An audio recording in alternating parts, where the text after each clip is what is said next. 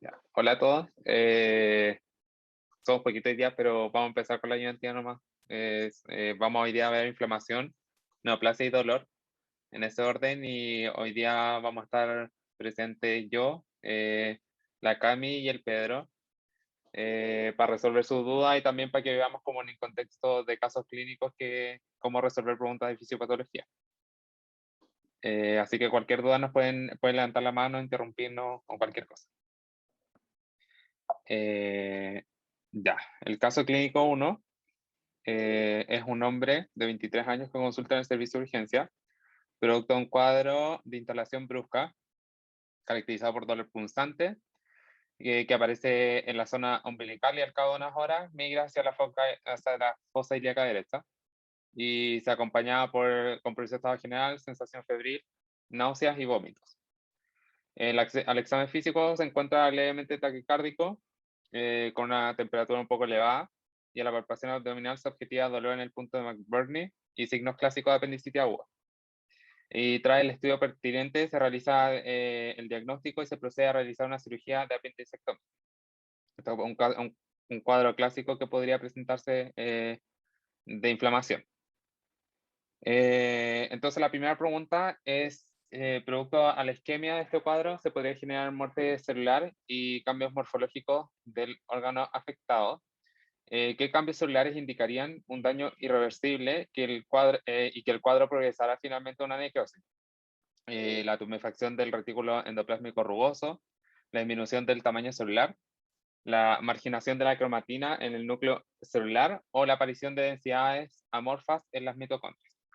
Ya, entonces la mayoría respondió disminución del tamaño celular y marginación de la cromatina, pero en verdad como que estuvo bien repartida la cosa.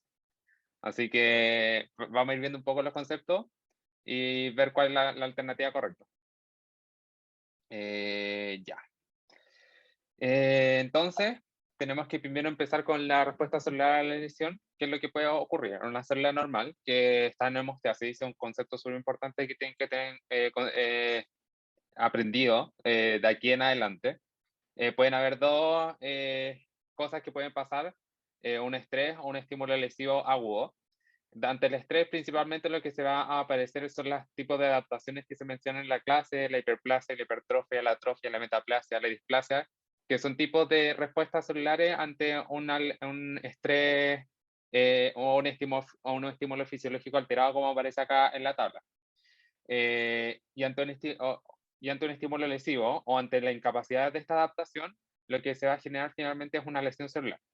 La lesión puede tener dos caminos.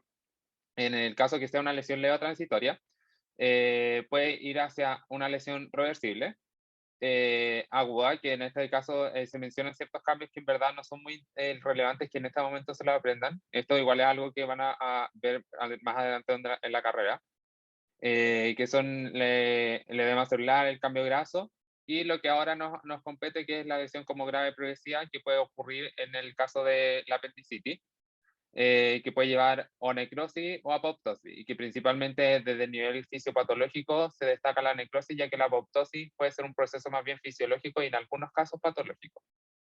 Eh, Respecto a la fisiopatología de la apendicitis, no se preocupen, no tienen que saberla, pero dentro de esta, tienen que, o sea, para saber un poco cómo orientarse en la respuesta, tiene que ver con una lesión celular, efectivamente, hay una inflamación, una apendicitis,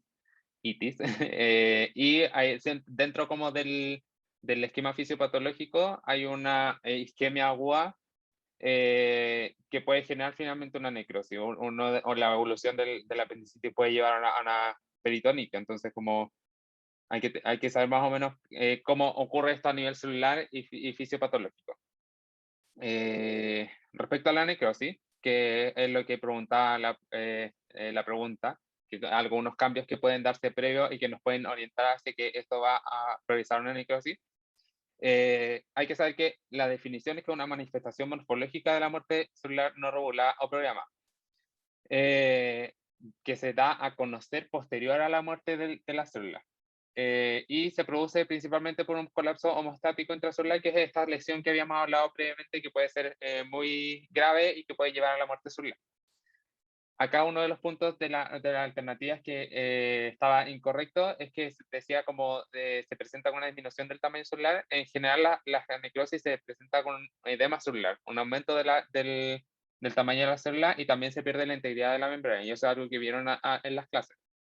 Y también algo súper importante y que une como esto de la injuria celular con la inflamación es que la necrosis produce como un rompimiento de la célula y todos los contenidos dentro de la célula van a salir y lo que va a pasar es que se va a generar una respuesta inflamatoria porque finalmente todos estos contenidos que no deberían estar como en el extracelular sueltos van a quedar en el extracelular y se van a empezar a, a montar respuestas inflamatorias. Por ejemplo, el tema de los dumps, como de estos patrones de daño celular, van a ser como eh, señalizados y van a empezar como la cascada inflamatoria. ¿Y qué es lo importante respecto a la necrosis? Y que este también es un cuadro que está en la clase, es que dentro de las lesiones celulares podemos tener lesiones celulares reversibles y irreversibles, y la necrosis es efectivamente una de ellas. Y esto, la lesión celular reversible puede evolucionar a una lesión irreversible cuando pasa este punto como de no retorno, que sería como esta línea de acá, en donde la función celular disminuye a tal punto en que ya no va a ser posible como, aunque revertamos como el daño que se está ocurriendo, que la célula pueda volver a funcionar. Y en un principio lo que ocurre en la muerte celular y es el primer paso, donde se generan estas alteraciones bioquímicas, seguido de estos cambios ultraestructurales, que pueden ser como estos cambios que nos pueden dar la pista de que próximamente va a haber o sea, que ya hubo una muerte celular y que se va a manifestar próximamente una necrosis. Posteriormente, los cambios apreciables en el microscopio óptico y los cambios morfológicos macroscópicos como último punto dentro de esta lesión celular reversible. O sea, vamos a empezar de lo más pequeñito hasta que finalmente sea algo visible a la vista humana. Y acá este es un cuadro súper importante de la clase y que quizás como que la profe a veces, o sea, se detiene a explicarlo, pero uno piensa que no es muy importante y la profesora igual preguntará a veces, que es como qué manifestaciones dentro de la célula se van a dar en los contextos de injurias celulares reversibles y injurias celulares irreversibles. Tenemos acá las células normales, efectivamente, y cuando hay una injuria empiezan a haber cambios a nivel micro, en donde en un cambio reversible ocurre esta como aglutinación de la cromatina y marginalización de esta, que era otra de las alternativas que estaba incorrecta, y también se empieza a manifestar un edema del retículo endoplásmico y de las mitocondrias, que también era una de las alternativas que estaba incorrecta y que es producto de cambios producto a los mecanismos de lesiones. Y esto efectivamente puede ir hacia la recuperación, como habíamos hablado, en caso de que no se pase como este punto de no retorno, o puede ir hacia la muerte. Cuando se va hacia la muerte, empiezan a ocurrir estos cambios como a nivel micro, que nos van a ir dando como ciertas señales que próximamente va a ocurrir una necrosis. Y estas son que efectivamente el retículo endoplasmático eh, tiene un edema, pero además tiene una pérdida de los ribosomas que están junto con, como pegados al retículo. También hay una ruptura de los lisosomas, se generan estos blebs de membranas, estas figuras de mielina. Las mitocondrias también están con edema, pero tienen estas densidades amorfas, que era la alternativa correcta. Y hay una condensación nuclear que empieza a tener cambios que tienen denominaciones propias, pero lo importante que tienen que saber es que el núcleo se empieza a condensar y se empieza a romper como el ADN.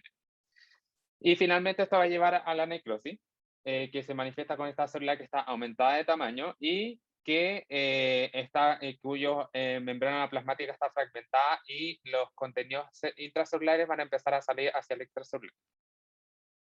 Y aquí yo les puse una tablita que en verdad no es tan importante que se la sepan porque la van a ver más hacia adelante, pero es como para que sepan un poco alguna diferencia entre necrosis y apoptosis. Igual ustedes vieron el año pasado y más en Biocell. En primero el tema de la apoptosis, como para ver cómo más o menos cómo eran las características celulares. Y aquí está el tema de la reducción de la apoptosis. Sí puede ser una manifestación de muerte celular, pero no en el contexto de necrosis, es una manifestación más a nivel de la apoptosis. producto que la apoptosis es como este proceso más regulado en donde empiezan a haber cambios intracelulares que van a llevar como a la formación de los cuerpos apoptóticos, que son como estas pelotitas, que son fragmentos del, de la célula y que van a generar como una menor inflamación porque finalmente no van a liberar contenido intracelular hacia el extracelular, sino que se van a generar estas pelotitas que después van a ser fagocitas. También lo que destacaba a nivel del núcleo es esto como de que se empieza a condensar y están estos conceptos de la epignosis, la cabiorexia y la cabilicis, que lo importante acá es que ustedes sepan que el núcleo se condensa y que se rompe. Y a diferencia de la apoptosis, que finalmente tenemos que pensar todo el rato en la apoptosis como que la célula se va disolviendo en pelotitas y que es lo que pasa a nivel del núcleo, es que se generan también como fragmentos. Eh, en la membrana plasmática, en el caso de la necrosis, se rompe, y la apoptosis no, porque la apoptosis lo que va a pasar es que la célula se divide como en muchos pedacitos chiquititos, pero sin romper la célula, o sea, como la membrana. El contenido celular va a salir de la célula y en el caso de la necrosis va a generar una inflamación adyacente que es muy frecuente y que es característico de esto. Y en la apoptosis no, porque se libera por cuerpo apoptótico y como habíamos hablado, la necrosis principalmente es patológica y la apoptosis es más fisiológica, pero pueden haber casos patológicos. Ya, entonces, dentro de las alternativas que habíamos visto, lo que nos va a indicar un daño celular irreversible va a ser la aparición de densidades amorfas en la mitocondria. La tumefacción del retículo endoplásmico rugoso se puede dar en el caso de un daño reversible. La disminución del tamaño celular no va a ser característico de la necrosis, más bien como va a ser característico de otros procesos de muerte celular. Y la marginación de la cromatina en el núcleo celular también va a ocurrir en un daño reversible. Cuando les hable más bien de condensación de la cromatina en el núcleo celular, ahí como que tienen que pensar un poco que podría ser un daño irreversible. Ya, respecto a la pregunta 2, ¿cuál de los siguientes cambios a nivel de la microcirculación y sus consecuencias podrían generar un exudado inflamatorio en este caso? Pensando que estamos en el caso de una inflamación. Así que de nuevo vamos a poner la pregunta de la encuesta para que la respondan. Y ya. Aquí en general la mayoría se fue hacia la alternativa C, que era la vasodilatación y aumento de la presión hidrostática intravascular, y una persona solamente en la alternativa A. Así que vamos a ir viendo un poco para ver los conceptos. Este es un punto importante dentro de la inflamación. Ya. Entonces, unos conceptos que hay que tener claro en un principio es que hablamos cuando hablamos de edema, que hablamos cuando hablamos de exudado, que hablamos cuando hablamos de trasudado y pus. En el caso del edema, el edema como que agrupa todos estos conceptos y es un exceso de líquido en el tejido intersticial o en las cavidades corporales que puede ser un exudado o un transudado y que se da por fenómenos fisiopatológicos y que en general van a estudiarlo un poco más en fisiopatología 2 respecto a cómo se genera en sí el edema. En el caso del exudado, es un líquido inflamatorio extravascular con restos celulares y con una elevada concentración de proteína, lo que genera que sea un líquido de alta densidad, producto que tiene muchas cosas, y lo que traduce más bien es un aumento de la permeabilidad vascular. Y lo que se habla un poco como en la clase, que es como casi patognomónico de la inflamación, porque no puede haber inflamación sin exudado y no hay exudado sin inflamación. En el caso del transudado, estos se dan por otros mecanismos fisiopatológicos que tienen que ver con alteraciones a nivel de las presiones hidrostáticas o oncóticas principalmente, en donde el exceso de líquido extravascular está de bajo contenido de proteína, es de baja densidad, y justamente es producto que aumenta la presión hidrostática capilar o disminuye la presión oncótica intravascular, entre otras cosas. Pero es algo que van a ver bien el próximo semestre. Y en el caso de la pus, que como que se habla mucho en el caso de la inflamación, para tenerlo como concepto guardado nomás, el exudado inflamatorio purulento que es rico en neutrófilos y restos celulares. Ya, respecto a los cambios en la microcirculación y sus consecuencias, tenemos en primer lugar que va a ocurrir una vasodilatación. Y esta vasodilatación lo que va a hacer es que va a incrementar el flujo sanguíneo. Y acá en la imagen se ve en la primera parte, aumenta el flujo sanguíneo de ese vaso y lo que va a generar finalmente es que haya un aumento del flujo, un aumento como del calor, una hiperemia como en el sector. Y también lo que va a hacer es que va a aumentar la presión hidrostática dentro del capilar, que era lo que finalmente se mencionaba la alternativa correcta.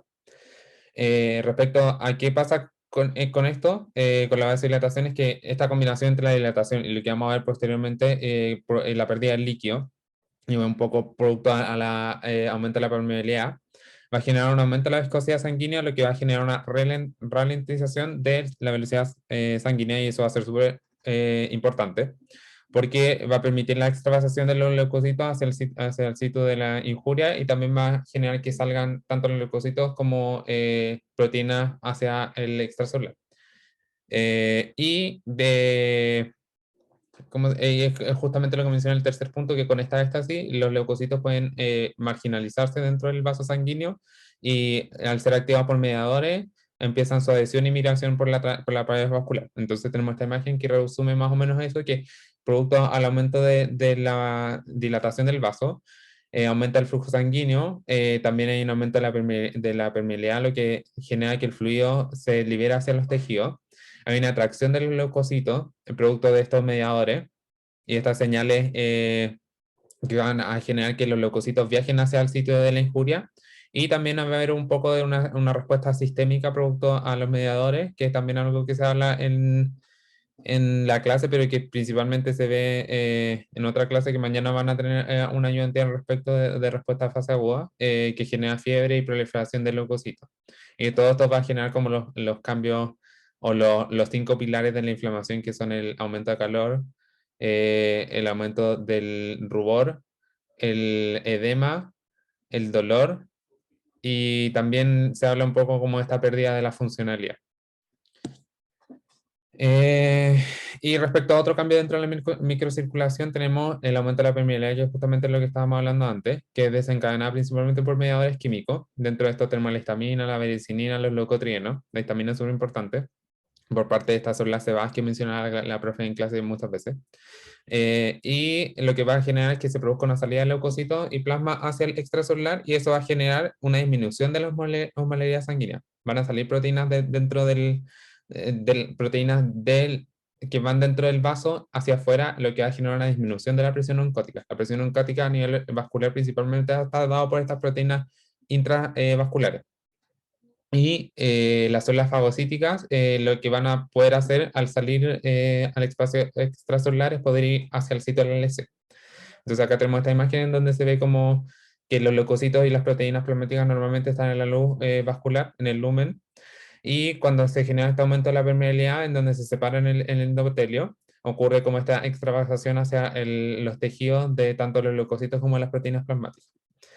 Y finalmente tenemos este esquema que es súper bueno, que la profe lo puso en su clase. No estaba en clase de años pasados, así que me pareció muy buen resumen, en donde tenemos una injuria tisular, un daño tisular, que va a generar activación de los mediadores químicos de la inflamación, y esto a nivel de la circulación nos va a generar dos principales cosas, que es la vasodilatación y el aumento de la permeabilidad. Y eso hay que tenerlo súper claro al momento de organizarse como para responder las preguntas. ¿Qué va a generar la vasodilatación? Que se disminuye la velocidad de la sangre, por lo que ya habíamos hablado, que se genera una marginación de los leucocitos, que los leucocitos pueden hacer diapedesis y migren hacia el sitio donde está la lesión, y ahí los leucocitos van a ser parte finalmente del exudado. También la vasodilatación va a generar una apertura de los capilares, que va a generar que llegue más sangre hacia el lugar y se genere esta hiperemia. Y también un aumento de la presión hidrostática producto a la apertura de los capilares, obviamente por la acumulación de sangre. Y también eso va a generar que se genere el exudado finalmente. Y por otro lado, el aumento de la permeabilidad, que va a generar la salida del plasma con un aumento de la presión oncótica extravascular y una disminución del intravascular. Y allí también las proteínas y las células van a ser parte como del exudado. Y este exudado lo que va a principalmente ser su función, o sea, que se centra como en esto de la función principal de la inflamación, que es la fagocitosis, es justamente que las células que salieron puedan ir hacia el lugar de la lesión, como ir a restringirla un poco.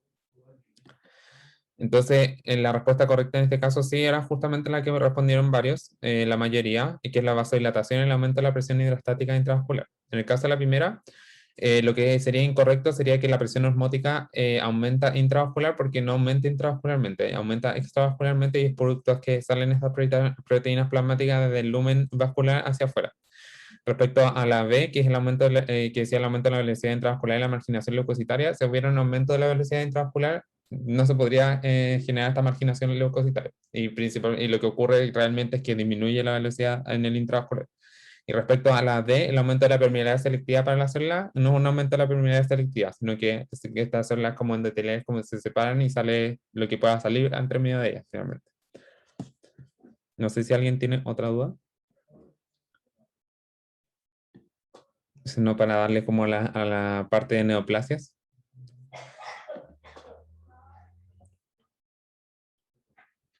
No. Ya avancemos. Ahí, ahora la Cami va a ver un poco, va a hablar un poco de la parte de neoplasia. Ya, entonces también lo vamos a ver con un caso clínico. Este es el caso clínico 2 de un paciente hombre de 75 años que presenta un cuadro de expectoración hemoptóica de 2 meses de evolución, asociada a baja de peso de 10 kilogramos. En sus antecedentes destacan hipertensión arterial en tratamiento con enalapril y tabaquismo con IPA 50. Al examen físico se encuentran ginecomastia y sibilancias en el lóbulo pulmonar inferior izquierdo. Se realizaron exámenes de laboratorio que descartaron etiología infecciosa. Por resultados sospechosos en la imagenología de tórax, se hospitaliza para biopsia quirúrgica. Dale nomás, Cris. Y aquí tenemos nuestras imágenes sospechosas, nuestra radiografía de tórax extremadamente sospechosa.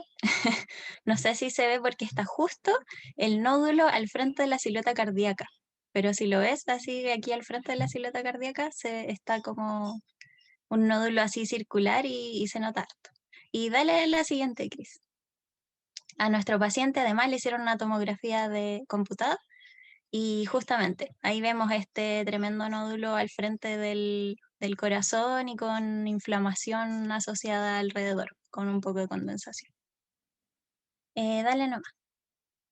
Y a esta biopsia de este nódulo muy sospechoso le hicieron un estudio en anatomía patológica y nos encontramos con un carcinoma pleomórfico, que es un adenocarcinoma acinar y papilar, además con carcinoma de células grandes y además con carcinoma de células gigantes de 8 centímetros de diámetro.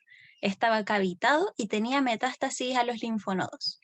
El resto del pulmón tenía hemorragia, fibrosis, injuria aguda, neumonía intersticial difusa. Y a la linfadenectomía al linfonodo también lo examinaron y vieron que tenía la metástasis de este carcinoma con el componente que era adenocarcinoma. Y aquí está la fotito de la anatomía patológica, que igual lo vamos a conversar más adelante. Dale nomás.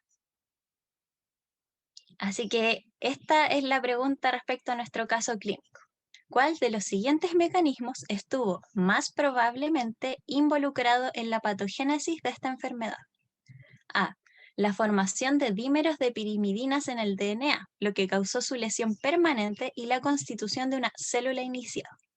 B. Una desinhibición del protoncogen P53, estimulada por carcinógenos químicos ambientales provenientes del humo de cigarrillo. C. La formación de compuestos electrofílicos a partir de carcinógenos químicos, los que alteraron un protoncogen y llevaron a su expresión desmesurada. Y D. La alteración del comportamiento social de las células y su consecuente proliferación descontrolada, causada por carcinógenos hormonales. Ahí estamos con la pregunta. La mayoría contestó la B, nadie contestó la A, algunos contestaron la C y algunos contestaron la D. Ya, vamos a ver. Ya, primero, antes de ver la explicación, creo que me fui un poco en la mala con esta pregunta, pero es para explicarles, ¿no? Harta materia como con una buena pregunta, y también porque la profesora, la doctora Pepper, suele poner en sus preguntas ejemplos que ella dijo en la clase que a uno le pueden parecer chiquititos, pero si ella los explicó como con énfasis en las clases, son preguntables. Así que por eso puse como tantos detallitos en la pregunta, ¿ya? Y los vamos a repasar ahora. Primero vamos a hablar un poquito del proceso de la carcinogénesis, que como el nombre lo indica es cómo se forman las neoplasias. La carcinogénesis tiene estas 4 etapas principales, donde vamos a tener primero la iniciación, que es cuando van a interactuar los carcinógenos ambientales con el material genético, Esto va a causar una lesión permanente del DNA y vamos a formar una célula iniciada. Respecto a esto, lo primero a tener en consideración, acuérdense, las neoplasias tienen influencia tanto ambiental como genética, siempre hay de las dos. Lo que pasa es que pueden estar en mayor o menor medida según el tipo específico de neoplasia, pero siempre están ambas. ¿Por qué se dice de que la célula iniciada tiene una lesión permanente del DNA? Porque esta lesión del DNA, esta mutación, tiene que transmitirse hacia las células hijas. ¿Ya? Si esta lesión no fuese permanente, significa que la célula la puede reparar. Y si la puede reparar, entonces no hay mutación que se transmita, entonces no inicia la carcinogénesis. Es una lesión permanente que va a llevar a esta célula iniciada y que, como nos dijo la profe en la clase con harto énfasis también, es una célula la que sufre la mutación inicial y que después va a dar origen al tumor a medida que vaya proliferando y sufriendo mutaciones sucesivas. La segunda etapa es la de promoción, que es la expansión clonal selectiva, que esto es lo mismo que decir proliferación, porque esta célula que tiene esta mutación va a proliferar mucho descontroladamente y independiente del resto de sus otras células, por eso es selectiva, porque el resto de las células del tejido no va a proliferar del mismo modo que esta célula mutada. Entonces vamos a tener una lesión preneoplásica.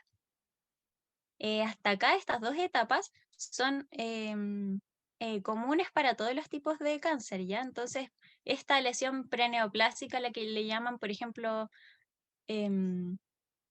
los carcinomas de bajo grado, por ejemplo, podrían estar dentro de esta etapa, pero también las neoplasias benignas, ¿ya? Que ahí ya no serían preneoplasias, serían ya neoplasia en sí, pero benigna, porque no va a pasar hacia las siguientes etapas. La 3 es la conversión maligna, que aquí, como dijimos, una célula que sufre una mutación va a empezar a acumular cambios genéticos.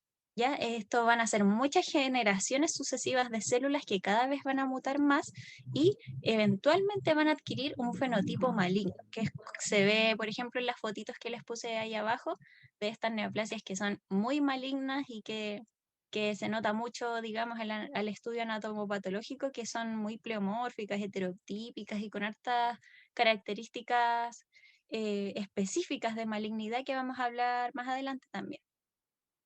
Y por último, la etapa de progresión, que esto ya sería algo más clínico, que la lesión sigue creciendo, sigue acumulando mutaciones, y aquí ya vamos a ver los efectos que va a tener en el paciente y eventualmente las metástasis a distancia. ¿Qué vamos a hablar específicamente de todo este proceso ahora en la etapa de iniciación? ¿Ya? ¿Qué son estos carcinógenos ambientales? Sabemos que pueden ser químicos, físicos y biológicos.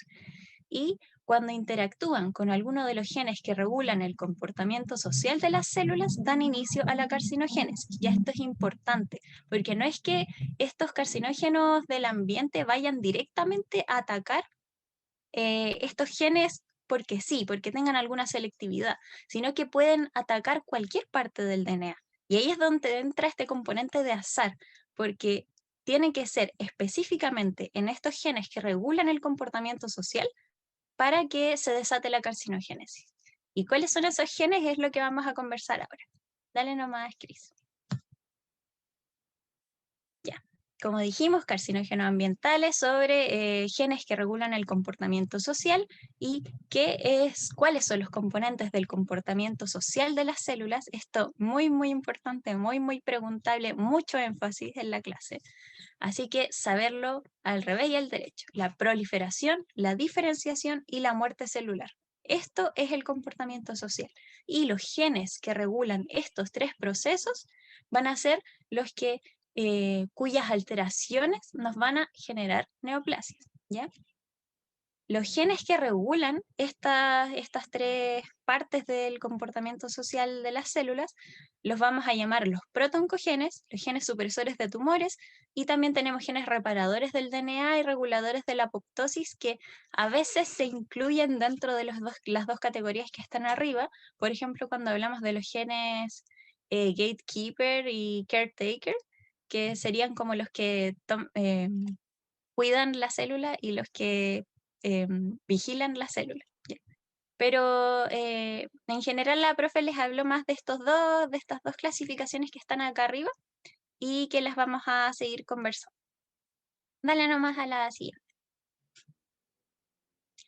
Ya, entonces tenemos los protooncogenes y los genes supresores de tumores. Estos están en una célula normal en un equilibrio finamente regulado, ¿ya? Los protooncogenes son genes normales, ¿sí? El nombre es medio ominoso, pero cuando se llaman protooncogenes es porque están actuando normalmente, ¿ya? Estos codifican para las proteínas que van a estimular la proliferación en todas sus etapas, ¿ya? Pueden ser genes de factores de crecimiento, de los receptores para los factores de crecimiento, la cascada completa de transducción de señales involucrada. Acuérdense de Biocell de que las cascadas de transducción de señales tienen muchas proteínas y todas esas proteínas están codificadas por protooncogenes. Factores de transcripción activadores y, por ejemplo, las ciclinas y las quinasas dependientes de ciclinas que van a dar el paso a la siguiente etapa del ciclo celular.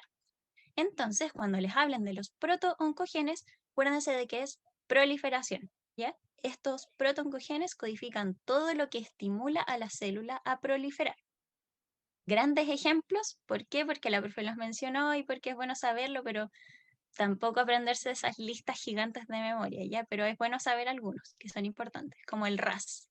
El RAS es parte de una cascada de transducción de señales para proliferar y hay muchos cánceres que tienen una activación constitutiva de este RAS, o sea, de que la vía de proliferación siempre está activada sin importar si el receptor está siendo estimulado. Y eso nos va a llevar, obvio, a una neoplasia, porque tenemos un crecimiento descontrolado. Y la alteración de estos protooncogenes, las mutaciones, oncogenes mutados, se van a llamar oncogenes, ¿ya? Los protooncogenes mutados se llaman oncogenes, pero es la misma secuencia genética, codifica lo mismo, pero está mutado para tener una acción, una transcripción y traducción descontrolado. Y a eso es lo que nos vamos a referir cuando hablamos de oncogenes, una proliferación descontrolada. Por otro lado, y haciéndole este peso, esta balancita que tenemos acá, tenemos a los genes supresores de tumores, ¿ya? Que, muy intuitivo por el nombre, van a funcionar frenando la proliferación, ¿ya? Regulan la diferenciación y la muerte celular, ¿ya? Aquí, si se fijan, tenemos todas las funciones del comportamiento social entre estos dos tipos de genes. Antagonizan la transducción de señales, están involucradas en la adhesión, la estabilidad del citoesqueleto y, súper importante, de que muchos de estos genes van a detener el ciclo celular para revisar el DNA y repararlo antes de que la célula se multiplique, porque así no se transmiten estas mutaciones a la siguiente generación de células. Y también de iniciar la apoptosis cuando el daño es irreparable, ¿ya? ¿Por qué les pongo toda esta información acá? Porque es lo que ustedes pueden suponer que va a pasar con las neoplasias. Por ejemplo, en las neoplasias, esta señal de apoptosis cuando el daño es irreparable no existe, ¿ya? Va a haber un daño que es irreparable en el DNA y a la célula no le va a importar porque está mutada y va a seguir proliferando continuamente y vamos a tener un tumor malvado. Y grandes ejemplos, esto sí o sí saberlo, ¿ya? Sí o sí saberlo, por favor, P53. Nunca se olviden, P53 es el gran ejemplo de los genes supresores de tumores, ¿ya? ¿Por qué es tan importante? Porque este está alterado casi en el 100% de las neoplasias. Casi siempre van a tener una alteración del P53, porque mínimas alteraciones de su función nos van a descontrolar todo este proceso. Ya la P53 detiene la mitosis para revisar el ADN antes de que siga y de que se genere la progenie, ¿ya? Otros ejemplos son la PC, retinoblastoma, PTEN y los BRCA1 y 2. Y cuando estos genes se alteran es cuando su transcripción, traducción está ausente. Cualquier cosa que le pase a esa secuencia genética que haga que no se pueda transcribir, lo va a alterar. O sea, siempre tienen que estar activados estos genes, ¿ya? Si se ausentan, es cuando vamos a tener la neoplasia, ¿ya? Así que no se me confundan, los oncogenes son los protooncogenes mutados, ¿ya? No los genes supresores de tumores mutados. Esos no son oncogenes, son estos están alterados cuando no están, no cuando están excesivamente expresados como los protoncogenes, ¿ya? Dale nomás, Cris.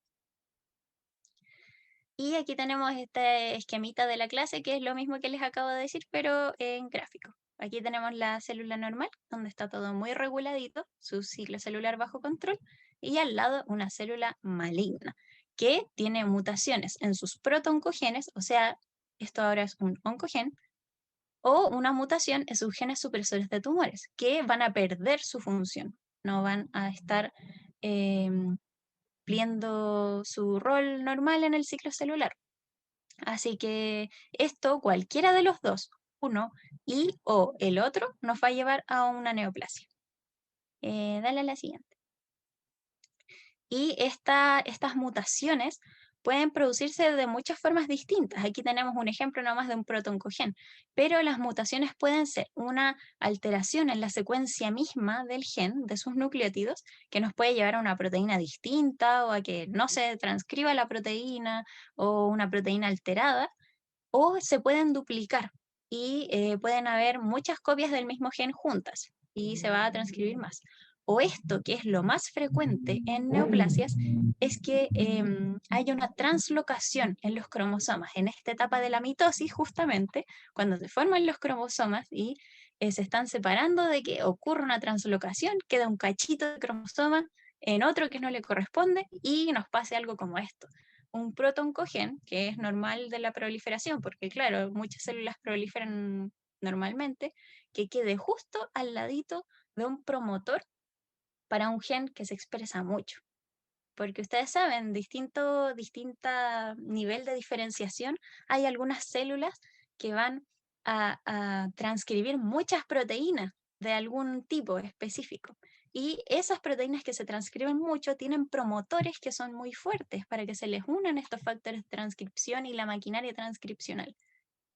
Pero estos promotores nos pueden estar en cualquier lado. Y cuando ocurre una translocación y quedan justo al frente de un protoncogen, tenemos un oncogen, porque se va a transcribir en cantidades gigantescas. Y esto nos va a llevar a una proliferación descontrolada. Dale nomás, Cris. ¿Y qué es qué tienen que ver los carcinógenos ambientales en todo esto? Si ya está súper complicado protoncogen, ya. ¿Qué es lo que nos va a hacer? Tenemos carcinógenos ambientales de tipo químico, que están los principales en el humo del tabaco y en la dieta. Y acuérdense de nuestro caso clínico, era una persona que tenía un IPA 50, o sea que fumaba mucho.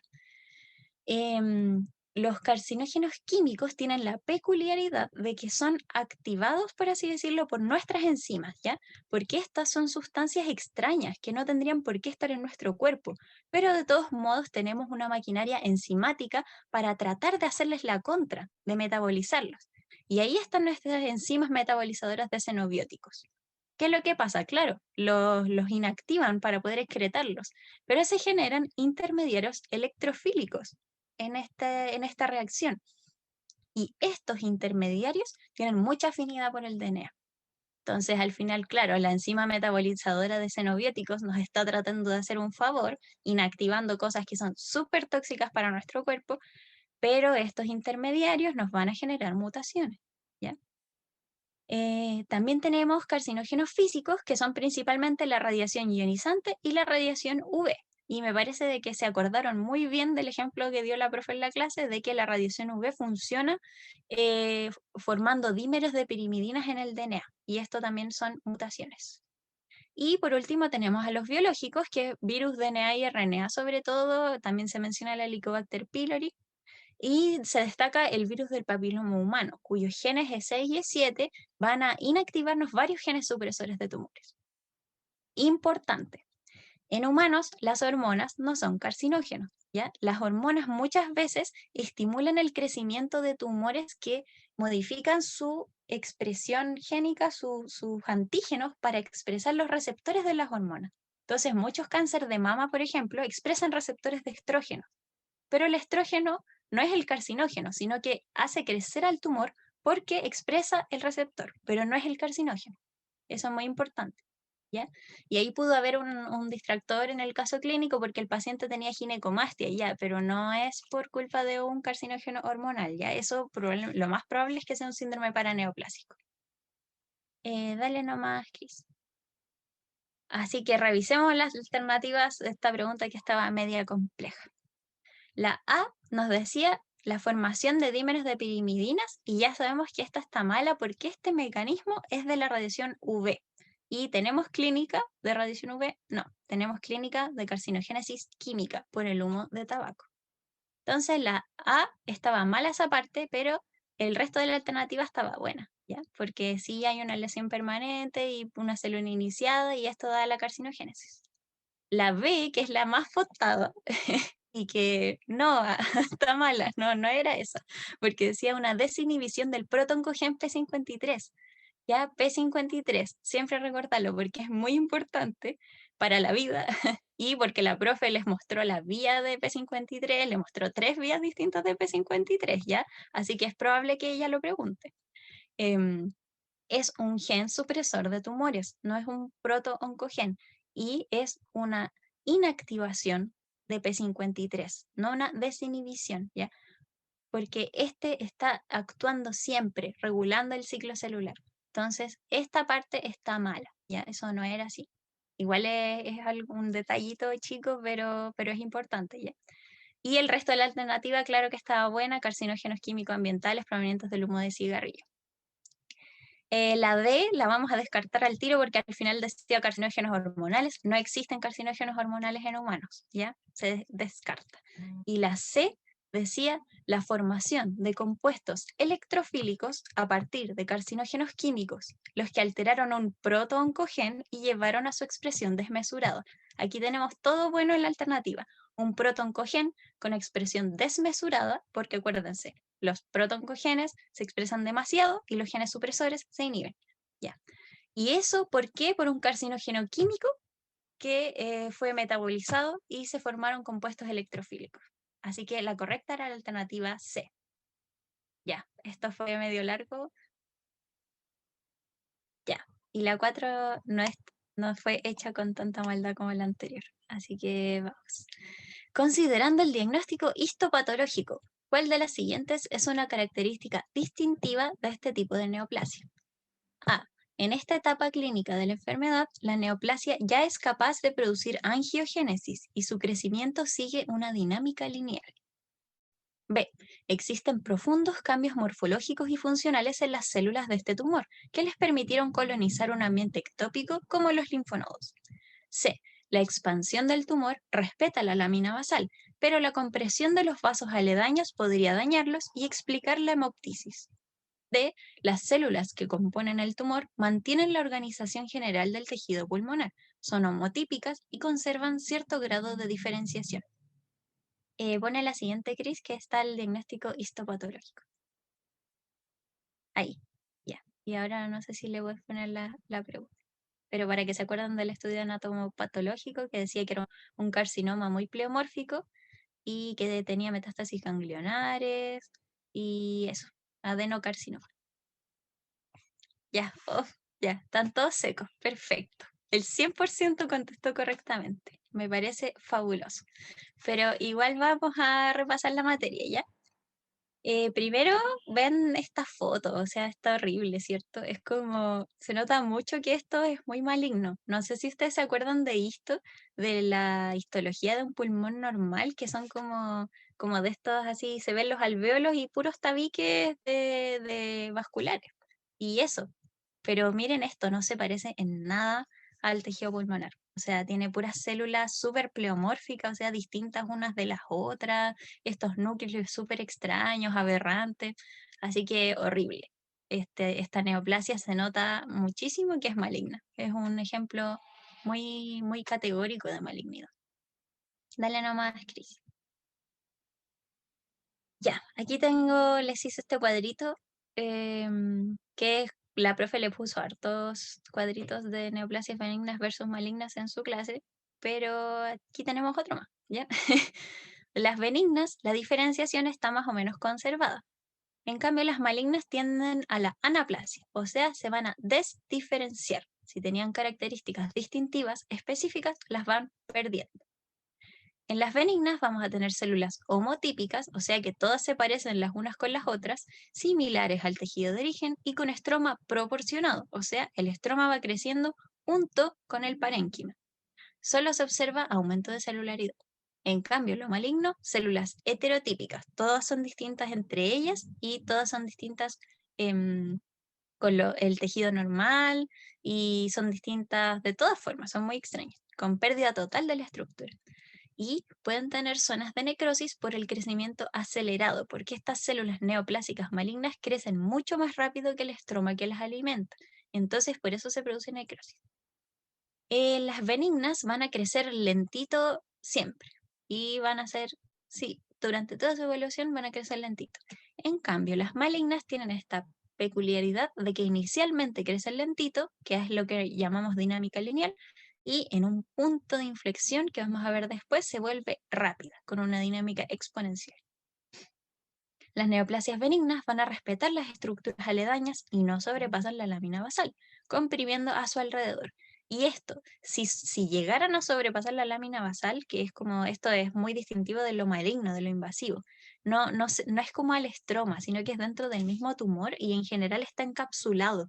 Tiene un límite súper definido las neoplasias benignas, que separan como estas células igual del resto. Entonces, esto de sobrepasar la lámina basal, que si ustedes se acuerdan de los epitelios, epitelio, lámina basal y acá viene el estroma. El estroma es lo que está vascularizado y el epitelio no. Entonces, cuando el cáncer destruye esta lámina basal y se pasa al estroma, tiene acceso a los vasos.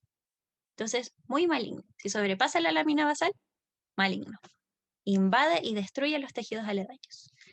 Las neoplasias benignas son incapaces de producir metástasis. Y esto ya en verdad quizás está mal puesto, pero lo puse para que no se les olvidara. Quizás lo debería poner con comillas, pero no es como que sea patognomónico, sino que cada vez que ustedes tengan un cáncer con metástasis es maligno. No hay forma de que una neoplasia benigna dé metástasis. Si ustedes encuentran metástasis es maligno, pero no significa que todas las malignas tengan metástasis. Ya, por eso está mal. Pero ahí lo voy a cambiar antes de subir el PPT. Pero eso, la metástasis siempre es maligna, siempre, forever. Las benignas, macroscópicamente, o sea, si ustedes, no sé, hacen la cirugía y la miran, son tumores bien delimitados, como les decía, casi siempre tienen como una cápsula y protruyen y son homogéneas, pero no se ulceran ni se rompen. En cambio, las neoplasias malignas son muy heterogéneas, su consistencia, su forma y su color están raros y pueden ser ulcerados. Y este cuadrito grande de acá abajo lo puse así, ¿por qué? Para que no se les olvide de que la mutación, la competencia, la selección natural y sobre todo la alteración del comportamiento social es de todas las neoplasias, ya no solamente de las malignas. Acuérdense de que hay momentos en las clases que la profe compara neoplasia benigna con neoplasia maligna y hay otros momentos en los que compara células normales con neoplasias malignas. Pero cuando hablamos de neoplasia, hay una alteración del comportamiento social, ya sea benigno o maligno, porque las benignas van a proliferar mucho, aunque no invadan. Si proliferan sin hacerle caso a las señales de su entorno, también está alterado su comportamiento social. Así que eso, no se olviden de que también las neoplasias benignas tienen alterado el comportamiento social. Dale nomás, Cris. Ya, y aquí les puse unas fotitos de la clase para que vean que se van indiferenciando, esto tendiente a la anaplasia, un carcinoma de células escamosas, que primero estaba muy diferenciado, de hecho tiene esta perlita córnea, que significa que estas células normalmente producen queratina. Entonces, estas células tienen estas perlas de queratina porque la siguen produciendo, o sea, mantienen características del epitelio que les dio origen. Pero a medida que se va volviendo más maligno, miren, estas células de abajo no parecen nada, ¿cierto? Son como, uno no podría saber de dónde vienen, ese es el punto. Se indiferencian, pierden todos los indicios del tejido que les dio origen. Dale la siguiente. Y aquí les puse la comparación clásica de un leiomioma con un leiomiosarcoma. Ya, el leiomioma es el benigno y si se fijan, estas son puras células como de músculo y fibrosas como algunas por ahí, pero que son todas iguales. Es como que estuviera la misma célula repetida muchas veces, pero se nota que son células de músculo de miometrio, se nota mucho. Y al ladito está el leiomyosarcoma, que esto, pero no se parece en nada a las células normales de al lado, ¿cierto? Como uno ve esto y no podría saber que era tejido muscular. Y esas celulitas que tienen como núcleos muy, muy oscuros y que como que destacan, son mitosis, ¿ya? Y ahí se ven muchas mitosis. O sea, están proliferando muy rápido y hay unas que son mitosis atípicas. No tienen los dos polos típicos de la mitosis, sino que tienen muchos. Y eso. Dale nomás, Cris. Ya. Y como habíamos conversado de la dinámica de crecimiento de los tumores malignos, primero parte lento, con una dinámica de crecimiento lineal, ¿ya? Hasta que alcanzamos 1 miligramo más o menos de peso y 10 elevado a 6 células, que aquí el gran evento que cambia la dinámica de crecimiento de la neoplasia maligna es la vascularización, ¿ya? Aquí el tumor secreta suficientes factores angiogénicos y ha invadido el estroma, de modo de que genera vasos sanguíneos para sí mismo el tumor, desvía el flujo local hacia sí mismo y eso le permite tener el acceso a todos los nutrientes y más encima al intravascular para metastizar. Así que desde este momento en el que se vasculariza, su crecimiento se vuelve exponencial. Y aquí, mire, fíjese de que tenemos una ventana chiquitita de años para diagnosticar y tratar esto. Sí, aquí hay 5 años nomás. Y aquí esto no es la etapa clínica, sino que está más adelante, con las 10 elevado a 9 células, cuando el tumor ya pesa 1 gramo, ahí recién lo podemos detectar clínicamente. O sea, la ventana de intervención que tenemos nosotros con el cáncer es muy pequeña. Y ese es el problema con las neoplasias malignas, que tienen muy mal pronóstico porque se diagnostican muy tardíamente. ¿Ya? Y después 10 elevado a 12 células, llega a pesar 1 kilo y esto más o menos el promedio de neoplasia incompatible con la vida. Así que eso, las dos fases de crecimiento del tumor. Y aquí el cuadrito azul de abajo, donde la profe les habló un poco de los efectos de la quimioterapia, que pueden ser muy efectivos para disminuir la cantidad de células, pero estamos acostumbrados a que hayan remisiones, ¿ya? Porque en general nosotros al dar remedios que matan células tumorales, le estamos dando un estímulo para la selección natural también a estas células. Vamos a matar las que no resisten y vamos a dejar las que resisten. Y vamos a dejar tan poquitas que no las podemos detectar. Entonces, por eso en general, después de cualquier tratamiento de una neoplasia, el paciente queda en un seguimiento súper estricto para poder detectar a tiempo remisiones. O sea, no remisiones, sino que eh, vueltas como reapariciones clínicas de este cáncer. Dale nomás, Cris. Entonces, revisemos nuestra pregunta. Todos muy bien contestaron la B, que era la correcta, con profundos cambios morfológicos y funcionales en las células que le permitieron colonizar un ambiente ectópico como los linfonodos. La A no era porque a esta altura, cuando era un tumor gigante de 8 centímetros, claramente no tenía una dinámica lineal. La C no respetaba la lámina basal, ¿ya? Porque nosotros dijimos que era un adenocarcinoma, entonces es maligno. Los malignos no respetan la lámina basal. Y la D, nada que ver porque esto sería una neoplasia benigna, ¿cierto? Así que eso, estamos con la pregunta 4. No sé si quedan dudas. Esta es una sola pregunta. Entonces, paciente de 22 años, previamente sano, acude a servicio de urgencia luego de sufrir quemadura con aceite en la cara dorsal de la mano y antebrazo. Refiere dolor 9 de 10 sobre la zona afectada. El examen físico se observa una quemadura de grado 2 con edema y eritema perilesional sobre la porción distal de la mano y el antebrazo. Adicionalmente, el paciente se observa inquieto y llora durante la entrevista con respecto al dolor que sufre este paciente. Entonces, vamos a ver, la primera alternativa dice, por las características del dolor se puede decir que presenta un defecto en los sistemas moduladores del dolor. B, la respuesta emocional que sufre este paciente producto del dolor es consecuencia de la activación de la corteza somatosensorial primaria. C, el dolor que siente este paciente no cumple una función fisiológica. O D, presenta hiperalgesia debido a mecanismos de sensibilización, principalmente sensibilización periférica. Entonces, fíjate la pregunta, don Francisco. 33% respondió que la B, la respuesta emocional que sufre este paciente, y el 67% respondió que presenta hiperalgesia debido a mecanismos de sensibilización. Ya. La respuesta correcta era la D. ¿Ya? Entonces vamos a repasar un poco algunos conceptos generales de dolor,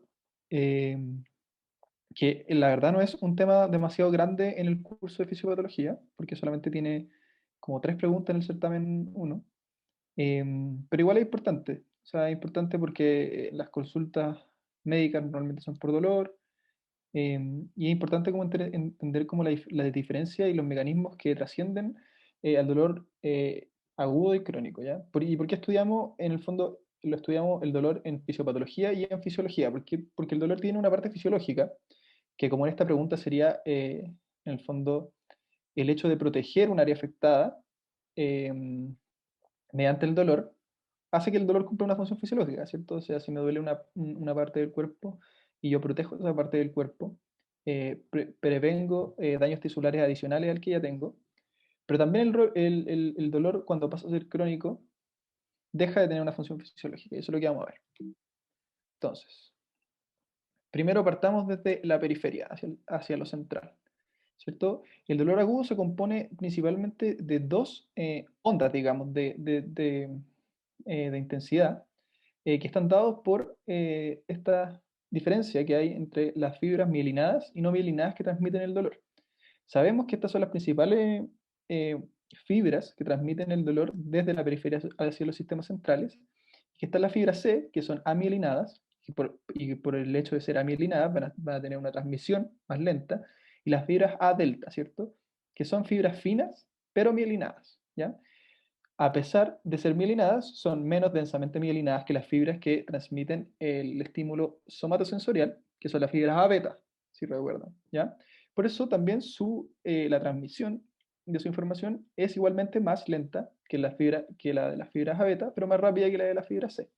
Entonces, ¿cómo se comporta en el fondo la transmisión del dolor? En un inicio, existe este primer dolor, que es el agudo, que es transmitido principalmente por las fibras A delta, ¿ya? Y nos permite establecer una respuesta de huida, ¿cierto? Una respuesta rápida en el contexto de una injuria celular aguda, ¿cierto? Y después viene el dolor transmitido por las fibras C, que es el que se mantiene un rato, ¿cierto? Porque cuando una persona experimenta un dolor, no deja de doler el tiro, ¿cierto? Y eso es como algo muy a lo que nadie está ajeno, ¿cierto? Que cuando uno le pegan, después le queda doliendo, ¿cierto? Y eso tiene que ver con las respuestas de la fibra C, em, que se mantienen por algunos segundos dependiendo de la intensidad de este estímulo.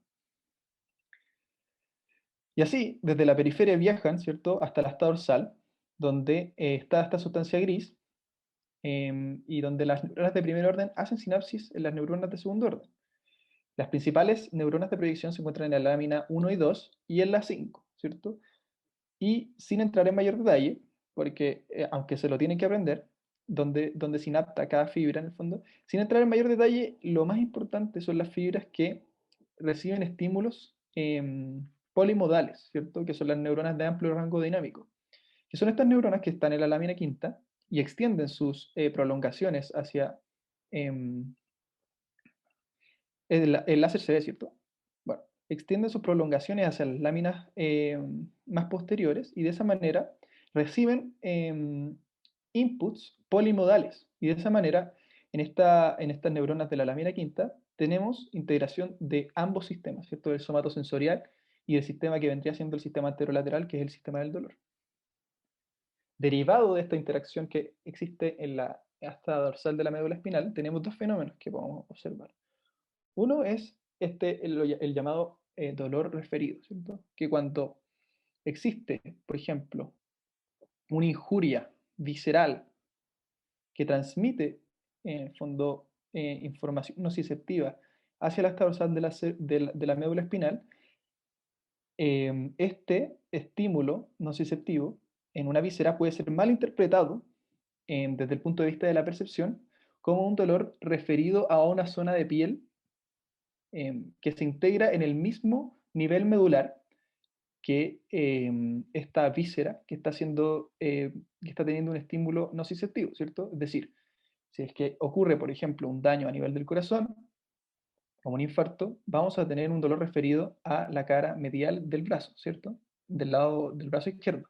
Y eso es producto de que la información somatosensorial de esa parte del brazo entra en el mismo nivel que la información nociceptiva que viene desde el corazón, ¿ya? Y producto de la interacción que existe en las neuronas de la lámina quinta de amplio rango dinámico, tenemos esta confusión que existe en la percepción, que solamente se da en algunos casos, ¿ya?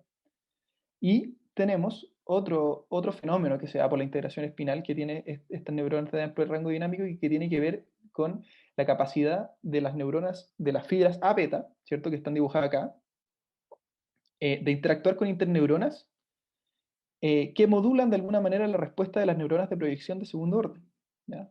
Aquí hay por ejemplo, tenemos una neurona, una fibra C, ¿cierto? Que estimula, en el fondo, la neurona de segundo orden y se produce una activación fuerte, ¿cierto? Una percepción aumentada del dolor, porque hay un estímulo nociceptivo. Sin embargo, si es que esa neurona de la fibra C está coactivada por una fibra A beta que interactúa con la misma neurona de proyección a través de una interneurona inhibitoria, es decir, al mismo nivel, lo que va a producirse es que va a transmitirse una menor intensidad de este estímulo nociceptivo hacia los centros superiores, ¿ya? Y esta es la base fisiológica de por qué nos frotamos cuando nos duele algo, para disminuir la transmisión del dolor, o por ejemplo cómo funcionan estos sistemas que ponen los kinesiólogos que se llama el TENS, que es la estimulación transcutánea eléctrica, ¿ya? Y que disminuye por un rato, ¿cierto? Por el rato que dura este estímulo como somatosensorial, la transmisión del dolor. Y luego tenemos el procesamiento superior, que en el caso del dolor es un poco complejo para individualizarlo. Sin embargo, tenemos que tener en consideración que el dolor no tiene en sí una corteza primaria, como lo es el sistema somatosensorial. El dolor efectivamente sí interactúa y gran parte de la información sí va a la corteza somatosensorial primaria. ¿Pero por qué esto? Porque el estímulo nociceptivo va a tener una naturaleza somatosensorial, es decir, me están pinchando, me están apretando, me están pellizcando, y esa discriminación sensorial es la que es muy importante en la parte de la información que interpreta la corteza somatosensorial. Sin embargo, sabemos que en la vía del dolor termina de manera no estructurada en una compleja red de centros que se llaman la matriz del dolor o la pain matrix, ¿ya? Y que tienen que ver con la respuesta emocional que se evoca también a la presencia de dolor, ¿cierto? El dolor se define como una experiencia sensorial y emocional. Y en ese sentido, la amígdala, la corteza insular y la corteza del cíngulo juegan un rol muy importante en la respuesta emocional, y por eso es que la respuesta, o sea, la alternativa está incorrecta, porque la corteza somatosensorial tiene que ver con la discriminación sensorial del estímulo y no con la respuesta emocional, ¿cierto? Con la emocionalidad que se acompaña del estímulo nociceptivo. Y también tenemos estas estructuras, ¿cierto?, en el tronco cerebral que van a ser muy importantes para la modulación descendente, que es donde también tiene relevo la vía del sistema anterolateral. ¿Y qué es la sensibilización?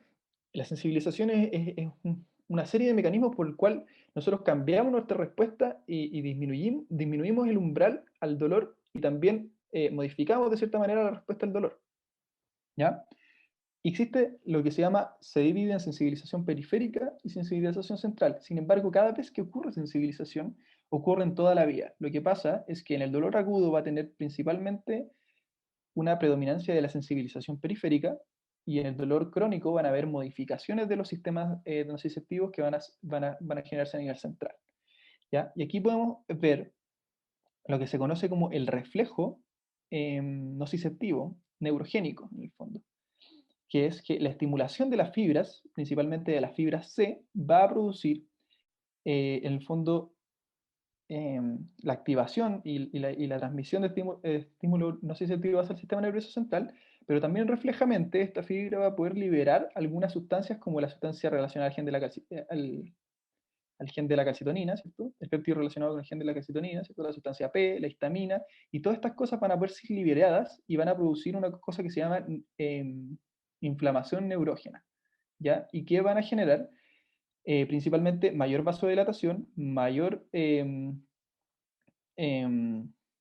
liberación de estos péptidos de prostaglandina y bradicininas que activan las fibras nociceptivas, y lo más importante es que van a producir estas sustancias van a producir una disminución del umbral del dolor, ¿cierto? Por eso cuando nos duele algo, nos duele que nos toquen, nos duele, tenemos hiperalgesia, ¿cierto? Que era lo que decía la respuesta. Y también va a haber propagación de esta sensibilización más allá del área de tejido dañado. Y eso es lo que se conoce también como sensibilización periférica, que en el fondo la función fisiológica de este proceso de dolor es proteger el área, y por ende expandimos el área a partir de donde está el estímulo, perdón, el daño tisular, para proteger en el fondo esta área de posibles nuevas injurias, ¿ya? Y en el fondo, y esta propagación de la inflamación neurógena va disminuyendo. Va disminuyendo a medida que nos alejamos del sitio de injuria. Si ven, en la imagen está cada vez más disminuido como la cantidad de puntitos y triangulitos que se producen, ¿ya? Y hacia central tenemos lo que conocemos como el fenómeno de Wind-up, ¿ya? Podemos ver en este gráfico que, por ejemplo,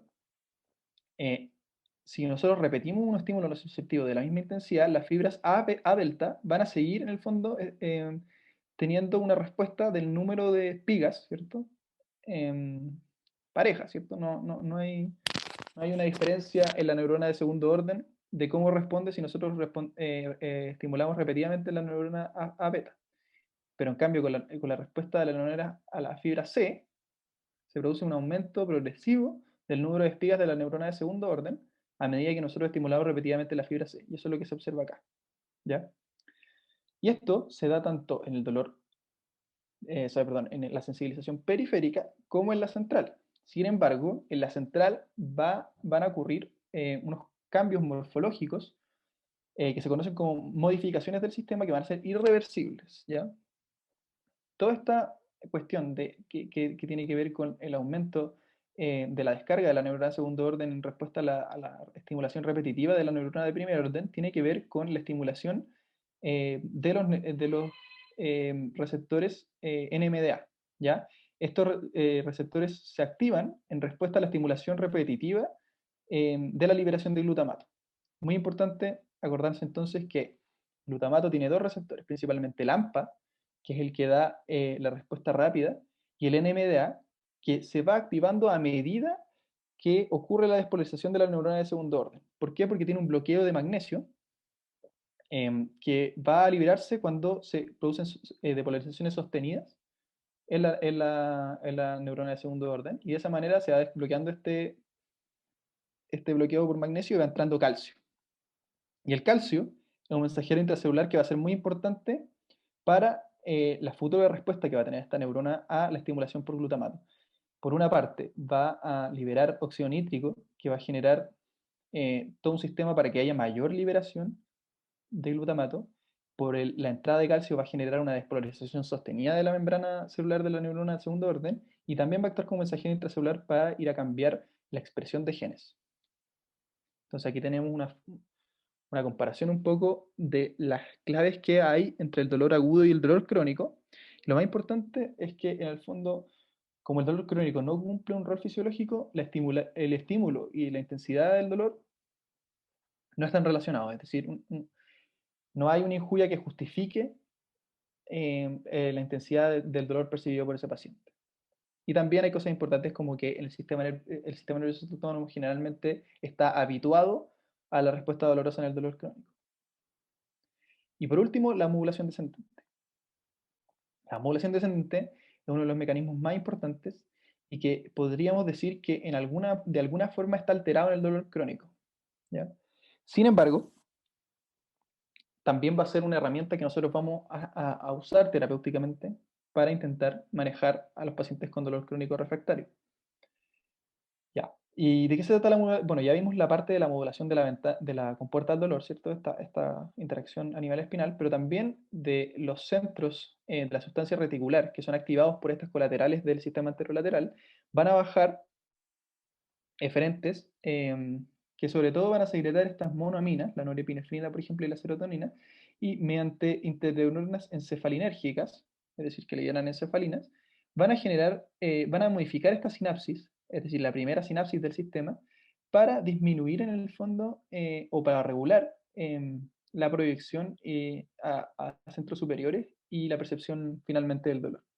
Y esto es principalmente a través de estos neurotransmisores, que hay que recordarlo, norepinefrina y serotonina, y los que ejercen su acción acá, que son las encefalinas, ¿ya? Que en el fondo son los opioides endógenos, ¿ya? Todos los opiáceos generan este efecto, y va a ser, en el fondo, el sustrato del mecanismo de acción de los opioides, que son la mejor alternativa en el fondo analgésica que tenemos disponible. Y este es un poco el sistema del mecanismo de acción que hay de la morfina y los otros opiáceos, ¿cierto? La morfina va a actuar tanto en la neurona presináptica como en la postsináptica. En la presináptica inhibiendo, en el fondo, la entrada de calcio que ocurre para la liberación de neurotransmisores, como también en los canales de potasio, va a hiperpolarizar a la neurona de segundo orden, generando que cuando se encuentra, por ejemplo, la encefalina, como dice acá, hay una respuesta menor, ¿ya? Hay una respuesta menor al input sensorial. Eso básicamente con dolor. Las cosas que preguntan en las pruebas son, ¿cuáles son los canales involucrados? Los receptores de NMA, los receptores de AMPA, los canales de sodio dependiente de voltaje, etcétera. ¿Cuáles son los neurotransmisores involucrados? Y cuáles son las diferencias entre modulación y modificación del sistema, que eso está en su clase, ¿cierto? La modificación del sistema son todas las cosas que no son reversibles, es decir, cuando los mensajeros intracelulares modifican la expresión génica, modifican el crecimiento, el sprouting de las neuronas, la arborización dendrítica, etc.